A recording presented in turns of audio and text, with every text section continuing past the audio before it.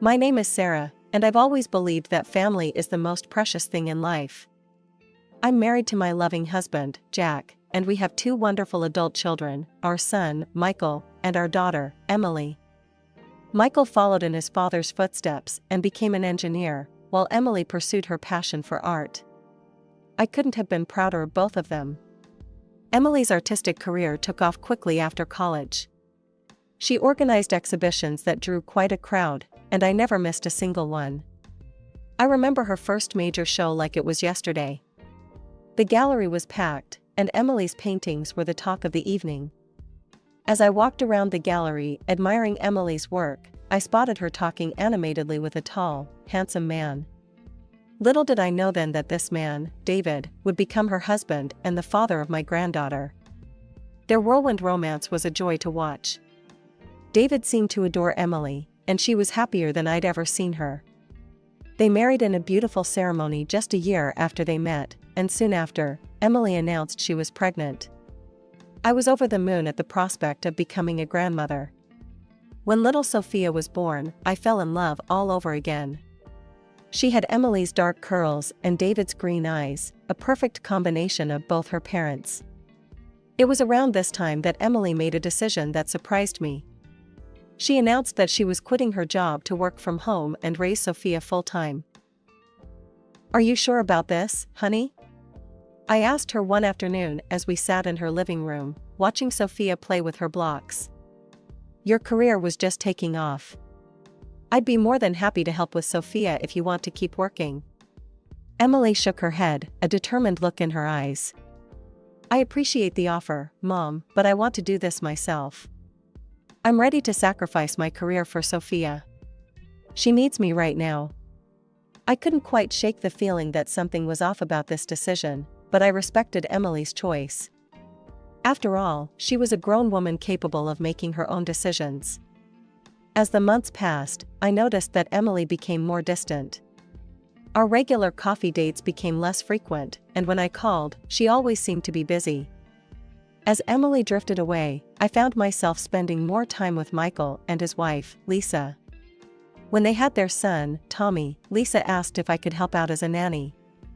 Of course, I jumped at the chance. And so, I threw myself into my role as Tommy's nanny.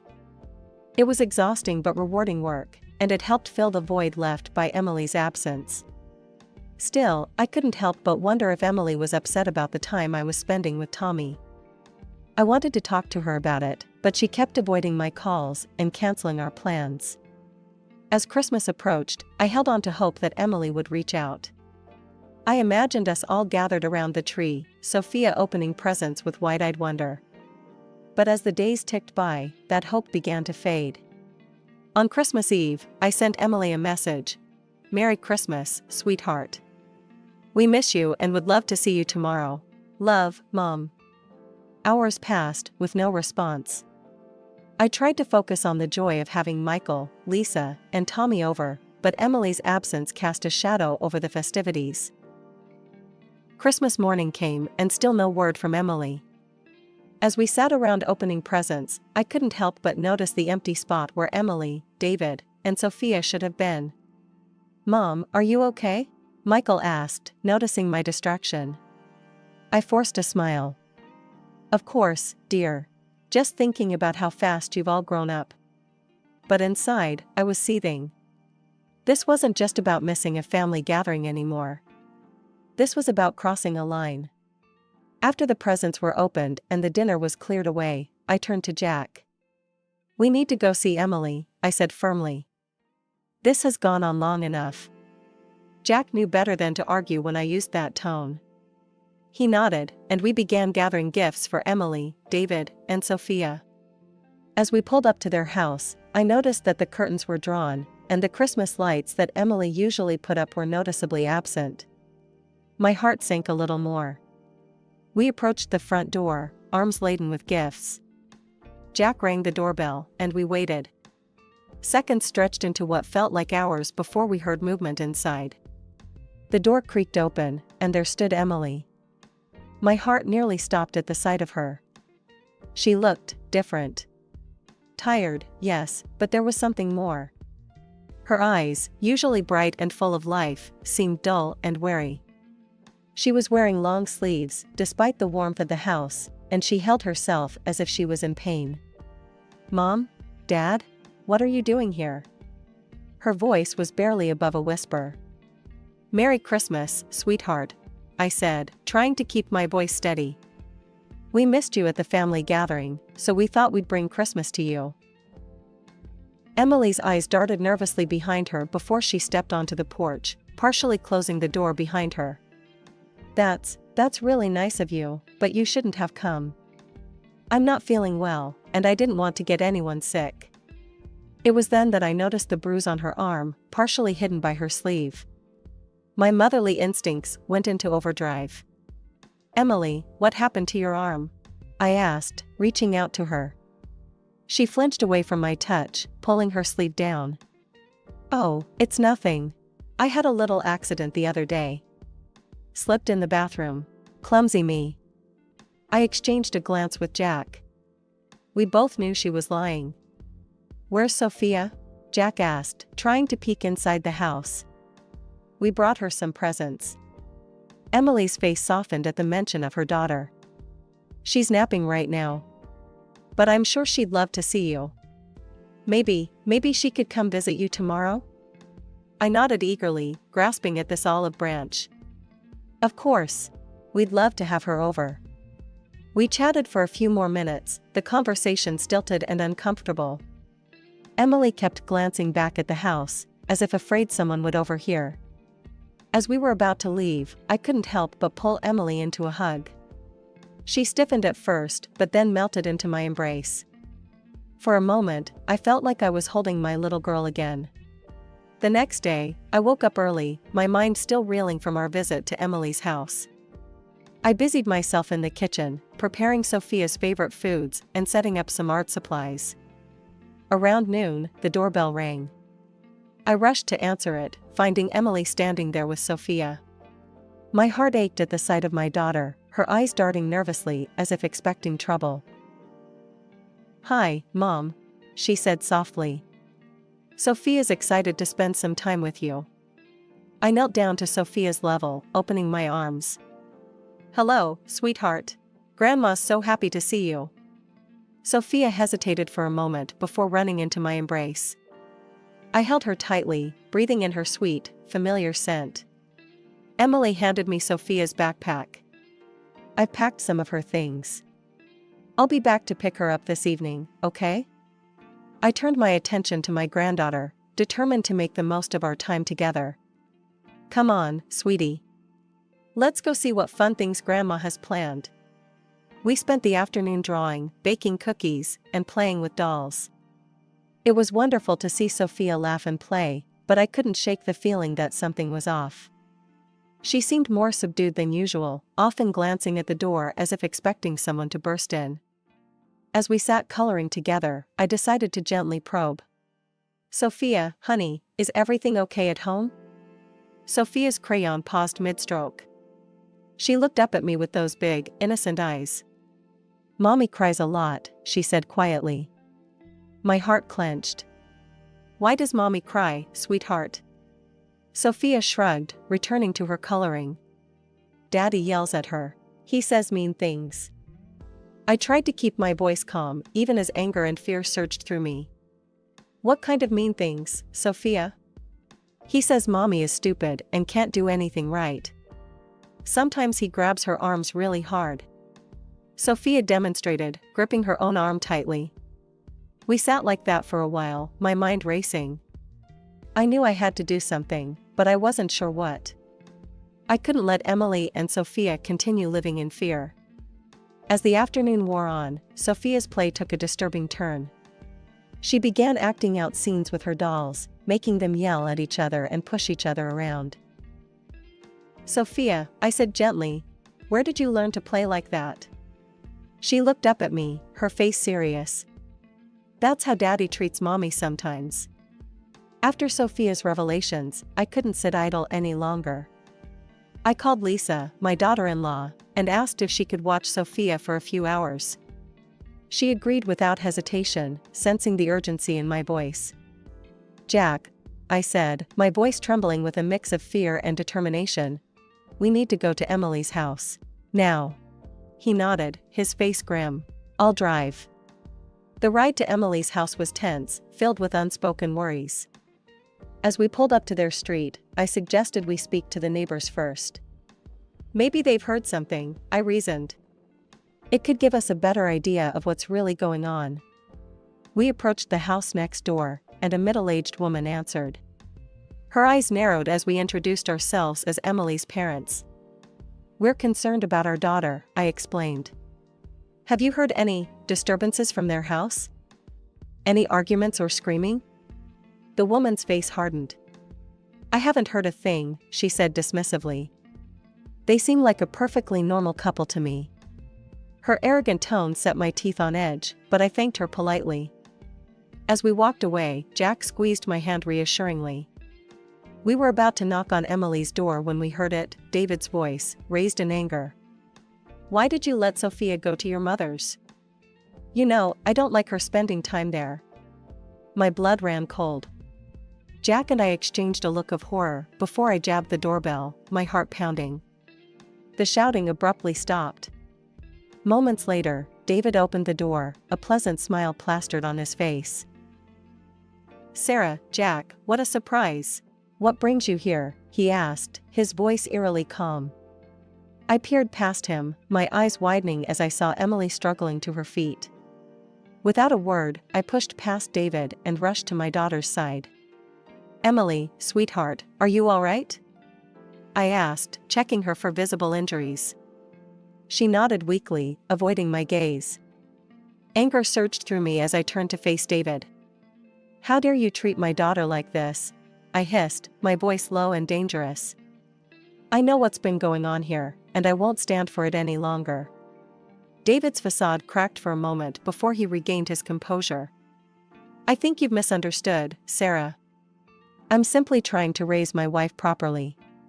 She can be quite difficult sometimes, you know. Raise her? I spat.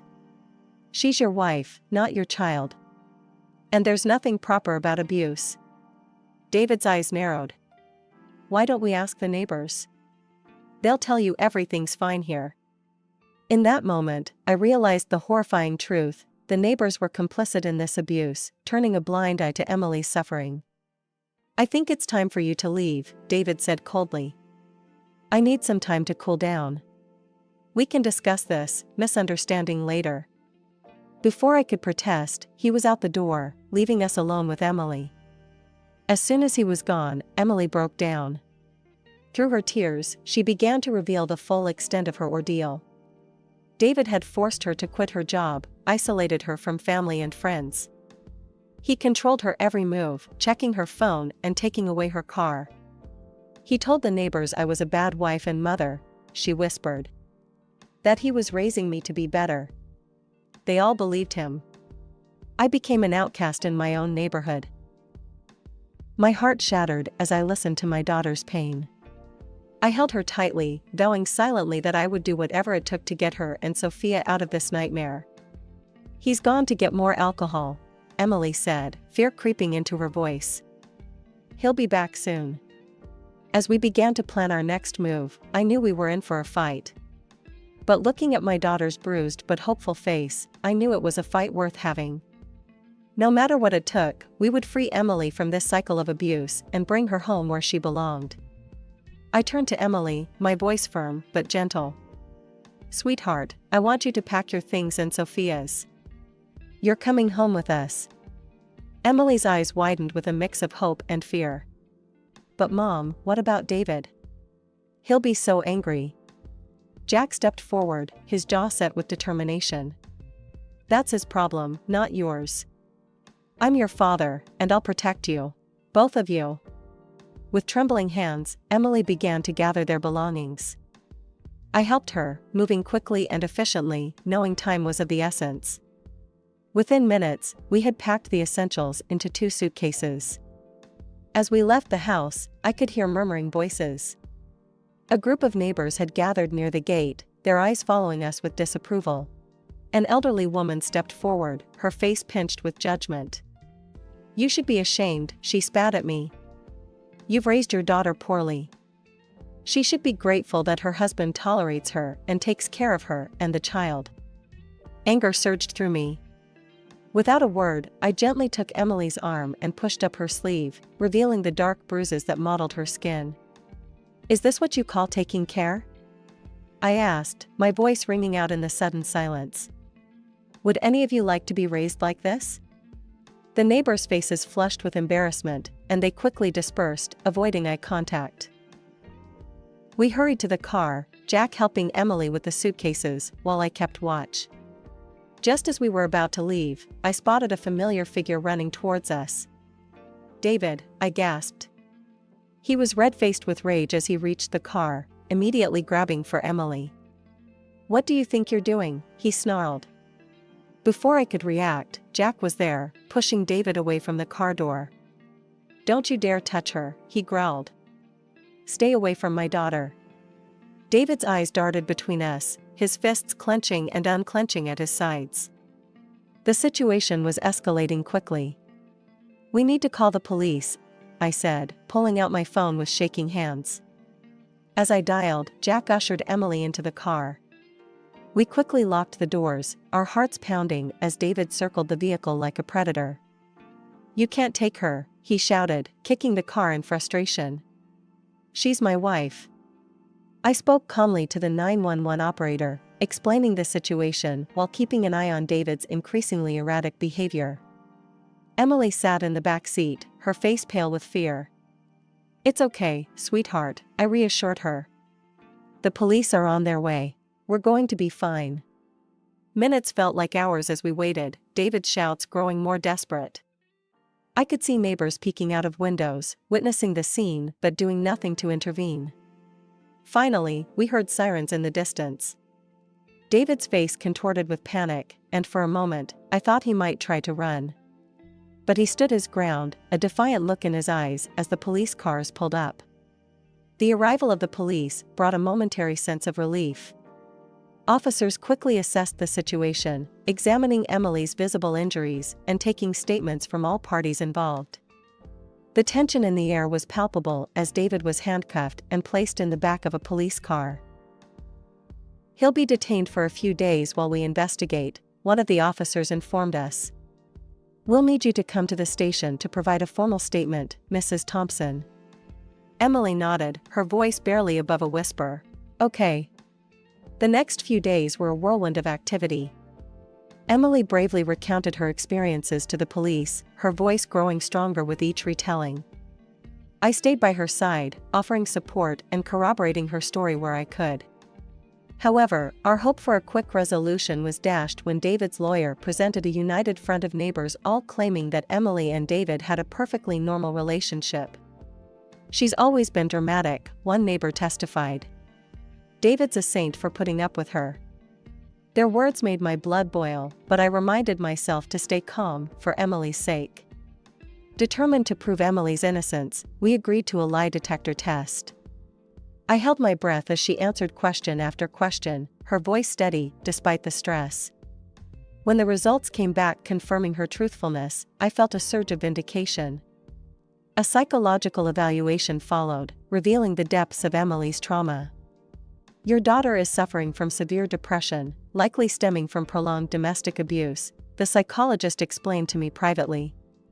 "She'll need ongoing support and therapy." Despite the mounting evidence, David remained adamant about his innocence. His latest threat to seek full custody of Sophia sent Emily into a panic. "He can't take her, Mom," she sobbed. "I can't lose my baby." That's when I knew we needed to dig deeper. I hired a private detective, hoping to uncover something in David's past that would expose his true nature. Weeks passed as the detective worked tirelessly. Emily and Sophia stayed with us, slowly beginning to heal in a safe environment. Watching my daughter rediscover her smile was both heartwarming and heartbreaking. Finally, the detective called with news. "Mrs. Thompson, I found something you need to see." The information he presented was shocking. David had a history of domestic violence in another city. He'd been ordered to undergo therapy but had fled the state before completing the program. "There's more," the detective said grimly. "I've collected testimonies from other victims. The pattern is always the same: charm, control, then violence." As I leafed through the files, a mix of emotions washed over me. Anger at David for causing so much pain, relief that we finally had concrete evidence, and sadness for all the women who had suffered before Emily. "Thank you," I said to the detective, my voice thick with emotion. This changes everything." The day of the court hearing arrived, and the tension in the air was palpable. I sat beside Emily, squeezing her hand reassuringly as we waited for the proceedings to begin. Our lawyer, a stern-faced woman named Ms. Henderson, arranged the stack of evidence before her. As the judge called the court to order, I could see David across the room, looking smug and confident. That confidence, however, began to waver as Ms. Henderson presented our case. "Your Honor," she began, "I'd like to present evidence of Mr. David Thompson's history of domestic abuse." One by one, she laid out the detective's findings, police reports from David's previous city, incomplete therapy records, and testimonies from past victims. David's lawyer objected vigorously, but the judge overruled him, allowing the evidence. Then came a moment that sent shockwaves through the courtroom. Ms. Henderson called forward a witness, Sarah, David's ex-girlfriend from 7 years ago. Sarah's voice trembled as she recounted her experiences. He would fly into rages over the smallest things. The bruises. I had to cover them with makeup every day. Next, Ms. Henderson presented Emily's lie detector results and psychological evaluation. "As you can see, Your Honor, Mrs. Emily Thompson's account has been verified by multiple professional sources." The coup de grace came in the form of voice messages David had left on Emily's phone. His threatening voice filled the courtroom. "If you ever try to leave me, I'll make sure you never see Sophia again." Just when I thought we'd presented everything, Ms. Henderson surprised us all. "Your Honor, we have one more witness. With the court's permission, I'd like to call Sophia Thompson to the stand, accompanied by her child psychologist." My heart clenched as I watched my 5-year-old granddaughter walk to the front of the courtroom, her small hand clasped in the psychologist's. Sophia's eyes were wide, but her voice was clear as she spoke. "Daddy would yell at Mommy a lot," she said. "He would push her and say mean things. It scared me." Then came the moment that left the entire courtroom in stunned silence. Sophia's psychologist presented a video to the court, a shaky, dimly lit clip that Sophia had recorded on her mother's phone one night when she'd been woken by shouting. In the video, David's enraged voice could be clearly heard, along with the sound of something shattering and Emily's frightened pleas. As the video ended, I could see tears in the judge's eyes. David sat slumped in his chair, all pretense of innocence gone. The judge's verdict came swiftly and decisively. David was sentenced to prison for domestic abuse, with mandatory counseling. Emily was granted a divorce, awarded 50% of their shared property, substantial financial compensation, and full custody of Sophia. David was barred from any contact with Sophia until she turned 18, and even then, only if she chose to see him. As the gavel fell, I felt a wave of relief wash over me. Emily collapsed into my arms, sobbing, not from fear this time, but from sheer relief. "It's over, Mom," she whispered. "It's finally over." As we left the courtroom, I saw David being led away in handcuffs. Our eyes met for a brief moment, and I saw something I never expected: regret. But it was too little, too late. As I stood in my kitchen, preparing a feast for our weekly family dinner, I couldn't help but smile. The house was filled with the cheerful noise of my grandchildren playing, the aroma of roasting chicken, and the gentle hum of conversation from the living room where Emily and Michael were catching up. It had been 6 months since the court hearing, and the change in our family was palpable. The dark cloud that had hung over us for so long had finally lifted, replaced by a warmth and joy that I had feared we might never experience again. Emily and Sophia had moved in with Jack and me after the trial. At first, I worried it might be challenging for all of us to adjust, but those fears quickly dissipated. Having them close allowed us to provide the support and love they needed to heal.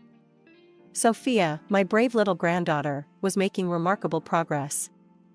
The nightmares that had plagued her in the early days after leaving David had become less frequent. Now, more often than not, I would hear her giggling with her cousin Tommy as they played elaborate make-believe games. "Grandma, look!" Sophia called out, running into the kitchen with a drawing in her hand. "I made this for you." I wiped my hands on my apron and knelt down to examine her artwork. The page was filled with bright colors, a stark contrast to the dark, scribbled drawings she had produced in the months following the trial. This picture showed our family, stick figures with big smiles, standing in front of a yellow house with a rainbow arching overhead. "It's beautiful, sweetheart," I said, pulling her into a hug. "Why don't we hang it on the fridge?" As I stood up, I caught sight of Emily watching us from the doorway, a soft smile on her face. The change in her was just as remarkable as Sophia's. The haunted look in her eyes had faded, replaced by a spark of life that grew brighter each day. "Need any help, Mom?" she asked, stepping into the kitchen. "You can set the table if you'd like," I replied, gesturing to the stack of plates on the counter. As we worked side by side, I marveled at how natural it felt. These simple moments of domesticity, once taken for granted, now felt like precious gifts. Emily had started drawing again, something she hadn't done since the early days of her marriage to David. Her studio, once Jack's old office, was filled with canvases. I had watched her art evolve over the past months, mirroring her healing journey. The first pieces had been dark and chaotic, all harsh lines and somber colors. But gradually, light began to creep in. Now, her latest works were explosions of color and life. "I have some exciting news," Emily said as she laid out the silverware. "The gallery downtown wants to feature some of my new pieces in their upcoming show." "Oh, sweetheart, that's wonderful," I exclaimed, pulling her into a hug. "I'm so proud of you." Emily beamed, her eyes shining with a confidence I hadn't seen in years. She had recently started working part-time at a local art supply store, slowly reintegrating into the workforce. It was a small step, but an important one in reclaiming her independence.